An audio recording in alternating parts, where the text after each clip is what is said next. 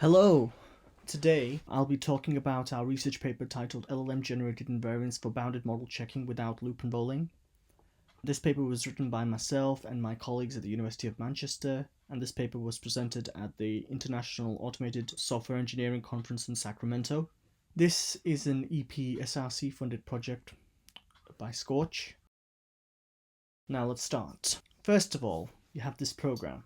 Now looking at this program, the question that we ask is this program correct? As you can see in this particular program, there is an assertion, and we want to check if that assertion is true. Does it hold true?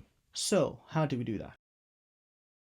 With bounded model checking, what you would do is you would unroll that loop an n number of times in order to ensure that this particular assertion holds true, because there are certain conditions which need to be met in order for this assertion to hold true. So now in this particular example, after the first loop unrolling, there are 99 other loop unrollings that need to be done in order for this particular assertion to hold true. Now, BMC can discover bugs, but needs help proving correctness. And unrolling loops with large bounds is quite expensive, and BMC struggles with loops that have a large bound or that can't be statically bound. This is where the concept of loop invariance comes in handy. An inductive loop invariant is a logical assertion that holds at a loop head whenever the program passes that location. Now, there are two important concepts to grasp. Now, the invariant should hold before the first iteration of the loop. The invariant holds for every iteration of the loop. Those two concepts are quite important because we use them later on. Now, the motivation for this research. We want to synthesize loop invariants. Now, there has been research that has been going on for a while, exploring a vast array of techniques to synthesize loop invariants. There are traditional techniques which have limitations, as mentioned in the paper, some of which are called abstract interpretation, predicate abstraction, constraint solving, dynamic analysis, and those areas have been researched quite a lot and are still under research. That has led to the research expanding further into neurosymbolic or neural techniques like code to win, for example, which uses deep reinforcement learning to synthesize invariants as part of a counterexample guided inductive synthesis loop. And it has then led us at this stage where we're using LLMs like ChatGPT or Llama to synthesize loop invariants. Now, what does it mean to replace loop with loop invariants? What this essentially means is that if a loop invariant sufficiently captures the semantics of the loop, then in theory that loop invariant or those loop invariants can replace the loop. So in this particular example, you can see that these three loop invariants cover the semantics of this loop, and essentially these can replace this loop, which is quite useful because then you don't need to unroll the loop, as all the conditions enabling this assertion to hold true are being met. So now, how to achieve this? So essentially you have a C program with a loop, and you want to reach a stage where you have a C program without the loop, as the loop has been replaced with invariants, which then get passed onto the ESBMC verifier to check whether the verification is successful or not. So how do we reach this stage? Well, there's an intermediate stage, because first you have to synthesize the loop invariants. So you have to find a technique to synthesize the loop, potential loop candidate invariants, and then once you have those candidates, then you need to prove whether those candidate invariants are actually invariants before continuing on. So to synthesize the potential candidate invariants, we use LLMs. How do we do that? So you have a C program which has the loops labeled, and the prompt is, in the prompt, there are certain examples that are given to find invariants for labeled loops, and then you have your C program, and then which you want the LLM to generate potential candidate invariants for, and then once the candidate invariants are generated, they are inserted back into the C program. So how does the concept of invariant generation using LLMs work? Well, you have to use prompt engineering. So engineering prompts is an interesting task on its own, and there are several techniques for prompt engineering, some of which are tree of thought, react, and chain of thought. Now, we went with chain of thought because it's the most popular technique that has been used, in industry and research, and so we went with that. The way it works is that you have a solved example, and in a methodical and instructive manner, you give the LLM inside the prompt step-by-step approach as to how you reached that solution for a particular example. So in our case, we had a C program, and we prompt the LLM by saying, okay, in a step-by-step manner, how the invariant, how we came to basically think of a valid invariant that covers the semantics of the loop. After which we then paste our question, our C program that is in question, and then we ask the LLM, print an invariant for this loop that suffices these particular conditions of the answer that you want it in and the form that you want it in. And for each type of prompt, each type of program, we realized that there could be different prompts that may be needed. So for example, certain programs might require single invariants, certain programs might require multiple invariants. So in those scenarios, using different prompts is handy, because and then you can just iterate and switch between those different types of prompts to check whichever one of those prompts is useful for the particular program in question. Now, the more important concepts that we are going to be discussing later on are the concepts of full prompts, constrained prompts, and combined prompts. Full prompts are prompts with the max level of context, the max level of explanations, and the constrained prompts are reduced explanations in the prompts and essentially concise prompts. And then combined prompts is an approach that uses both types of full and constrained prompts. Here is an example for this particular program as for prompt engineering. As you can see, that we instructed the LLM to generate invariants for this particular program, and it generated the correct invariants that cover the semantics of the loop sufficiently. So here is an example of a full prompt in which you have a solved example, which is a C program with this while loop, and this particular invariant is the solution, because this invariant sufficiently captures the semantics of this particular loop and allowing this particular assertion to hold true.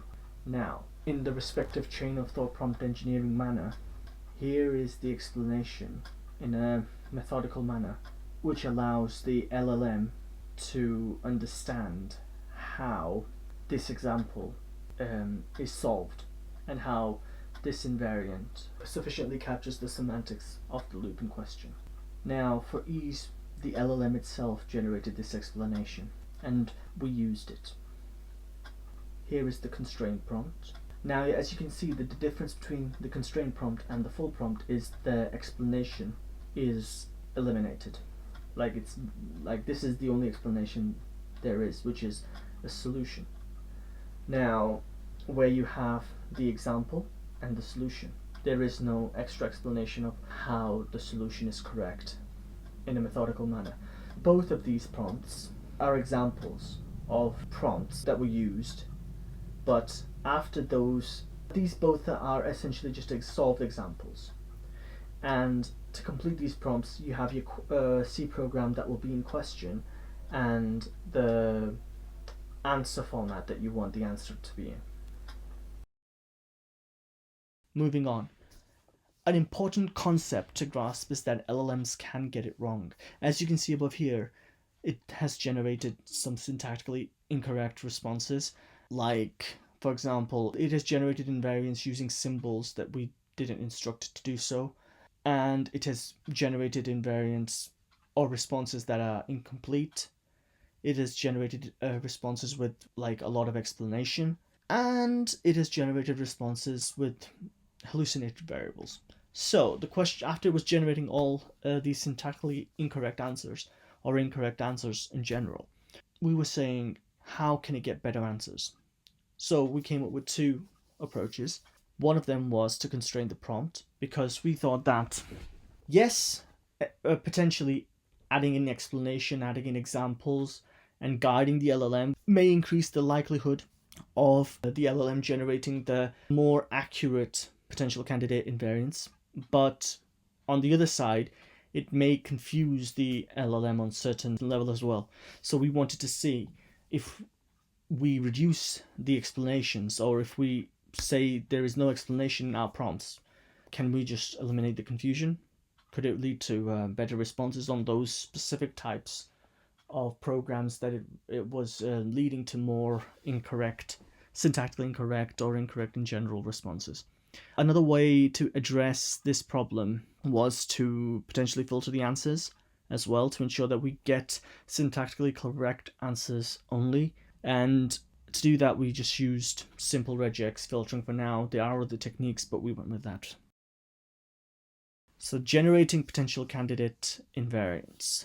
The way it works is that you have a C program in which the loops are labeled, and then once you have the LLM being prompted to generate the candidate invariants, before those generated candidate invariants are inserted back into the C program, the concept of filtering is added in.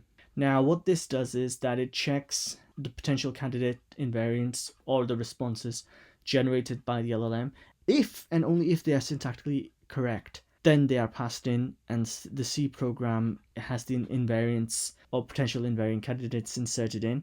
Otherwise, you keep trying again until valid syntactically correct responses are given. Once you have those potential candidate invariants, you want to prove whether they are correct or not. This is where the important stuff comes in. So when the program is passed into the ESBMC verifier, during symbolic execution, instead of unrolling the loop, Vampire, first order theorem prover separate to ESBMC, is called to prove the candidate invariants. Now, if one or more of the candidate invariants is proven, the loop is replaced by the formula asserting the proven invariants. Then symbolic execution occurs as normal, and if the execution hits or reaches the assertion, ESBMC attempts to prove it as normal, i.e. translation to SMT as mentioned in the paper, to check whether the program verifies successfully or not. Now, this approach is sound but not complete. What does that mean? Valid means that for any input, if the program terminates, then the assertions hold. No invalid assertions can be proven. There are no false positives, because we check for partial correctness here, which essentially means that we are assuming that the program terminates, whilst in reality the loop may never be exited. So we may, in reality, the program may never terminate.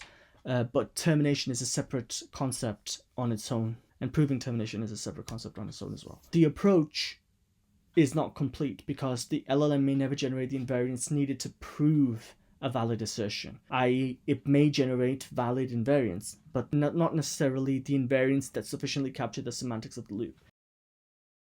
As you can see in this particular example here, you see that you have this C program here, and for that program you want these two invariants. But if you only generate the first invariant, or only get the first invariant, you will obtain this particular counterexample, which exemplifies the notion that our invariant over approximated the reachable states, because we need this invariant as well as this one, so we need both of them to sufficiently capture the semantics of this loop and to ensure that this particular assertion holds true.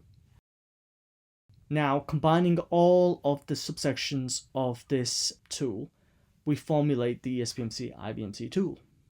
Now, the results. So, as mentioned earlier, there are three important concepts: full prompt, constrained prompt, and combined prompt, that were used on 6 different experiments or options. And filter and no filter means regex and no regex. And in the results, we learned quite a lot. So in the full prompt, we experienced that the no regex version was able to solve more benchmarks than the regex version, and it was able to solve more unique benchmarks, which was quite interesting. And whilst the constrained prompt was, the results were fairly consistent for both filter and non-filtering. So when we looked at both of those sets of experiments and options, we realized that there were certain benchmarks that the full prompt was able to solve, and there were certain benchmarks that the constrained prompt was able to solve.